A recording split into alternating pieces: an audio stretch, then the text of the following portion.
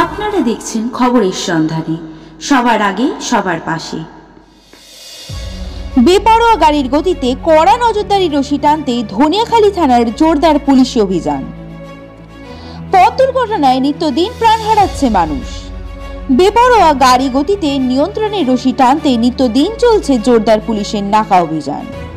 কিন্তু তার সত্ত্বেও গাড়ি চালকের অতিরিক্ত গতিকে নিয়ন্ত্রণে রাখা বা সচেতন করা যাচ্ছে না। অতিরিক্ত গতিকে নিয়ন্ত্রণে আনতে বিভিন্ন স্থানে বিভিন্ন থানার তৎপরতায় চলছে জোরদার নজরদারি এবং কাটা হচ্ছে ফাইন। হুগলির ধনিয়াখালী থানার ভারপ্রাপ্ত ওসি গৌরাঙ্গ দে এবং তার টিমের নেতৃত্বে ধনিয়াখালী থানার অন্তর্গত তারকেশ্বর চুচুড়া রোডে চলল অতিরিক্ত গাড়ির গতিরোধ অভিযান। অত্যাধুনিক গতিমাপ যন্ত্রের সাহায্যে প্রতিটি গাড়ির গতি পরীক্ষা, এর সাথে চলল বিনা হেলমেটে বাইক আরোহীদের আটকানো ও সচেতন করা। এই অভিনব অভিযানে সাধারণ গাড়ি চালক খুশি। তারা বলেন, বিপদ এড়াতে এই ধরনের অভিযান অনেকটাই প্রাসঙ্গিক এবং প্রশংসনীয়।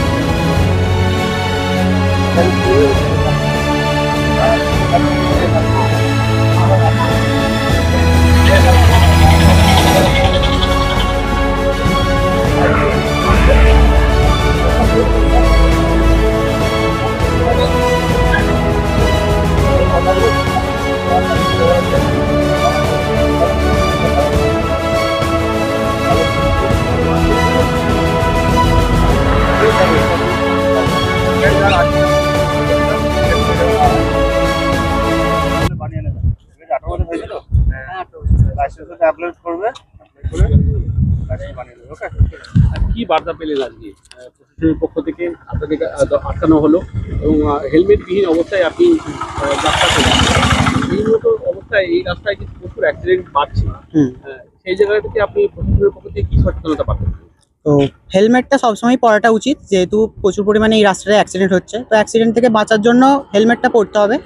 এবার মানুষের সাথে কখন কি হবে সেটা তো বলা যাচ্ছে না, তাই সবসময় সেফটিটাকে নিজের কাছে রাখতে হবে। তো হেলমেট সবাইকেই পরার জন্য অনুরোধ করব। তো আমাদেরও একটা মিস্টেক, আমরা পড়িনি এই রিসেন্ট উঠলাম বলে, বাট এবার থেকে পড়বো সবসময় যেখানেই বেরোবো। তোমরা তো স্টুডেন্ট, হ্যাঁ। স্টুডেন্টদের উদ্দেশ্যে তোমরা কি বলবে? এখনকার স্টুডেন্টরা তো সব হেলমেট ইউজ করে না দেখি, বাট সবাইকেই বলবো, যেহেতু আমরা স্টুডেন্ট তাই আমার বন্ধুই নিশ্চয়ই, তাদের স্টুডেন্টদেরকে বলবো যে তারাও যেন হেলমেট ইউজ করে। তোমার নাম? অরিজিৎ মান্না। না, এই যে সচেতনটা আমাদের করা হচ্ছে, এটা আমাদের সুযোগ সুবিধার জন্যই বলা হচ্ছে। এটা অবশ্যই আমাদের প্রয়োজন, কিন্তু আমরা এটা অনেক সময় ব্যবহার করি না এই কারণে যে না কিছু হবে না, এইটা মাথায় রেখে আমরা ব্যবহার করি না। কিন্তু এটা অবশ্যই সবার পড়া উচিত, এমনকি আমার নিজেরও পড়া উচিত এবং আমি যাকে নিয়ে যাচ্ছি তারও পড়া উচিত, কারণ সব দিক থেকে সেফটি রাখা আমাদের সুরক্ষিত রাখা উচিত। সেই জন্য সারা বছর সেফ ড্রাইভ সেভ লাইফ হচ্ছে, অবশ্যই সচেতন করা হচ্ছে সরকারের পক্ষ থেকে। কিন্তু তারপরেও কিন্তু মানুষ অসচেতন অবস্থায় তারা কিন্তু ড্রাইভ করছে, বিনা হেলমেটে যাচ্ছে, তিনজনে যাচ্ছে এবং মদ্যপ অবস্থায় যাচ্ছে। সেই ক্ষেত্রে আপনি কি বলবেন? এগুলো তো একদম করা উচিতই নয়, ড্রিঙ্ক অ্যান্ড ড্রাইভ কখনোই করা উচিত নয়। আর আমি এটাই বলবো যে এই মানে যদি এরকম কিছু হয় তো তাদেরকে একটু কড়া শাস্তি দেওয়া উচিত, যাতে না পুনরায় সেই আবার ঘটনাটা ঘটে। এবং যেরকম শিক্ষা আমাদের ব্যবস্থা চলছে, তো দেখে খুবই ভালো লাগছে যে আমাদেরকে সচেতন করা হচ্ছে এবং মানুষ সচেতন হতে পারে এর পরবর্তী ক্ষেত্রে, এটুকুই বলবো। আপনার নাম? আমার নাম সুরজ রাজভর।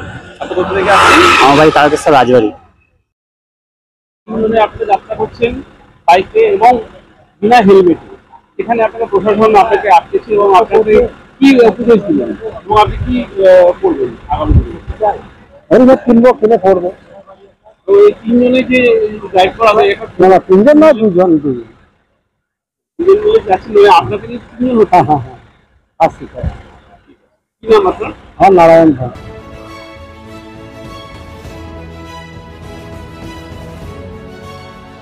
হুগলি থেকে সৈকত দাসের রিপোর্ট, খবরের সন্ধান।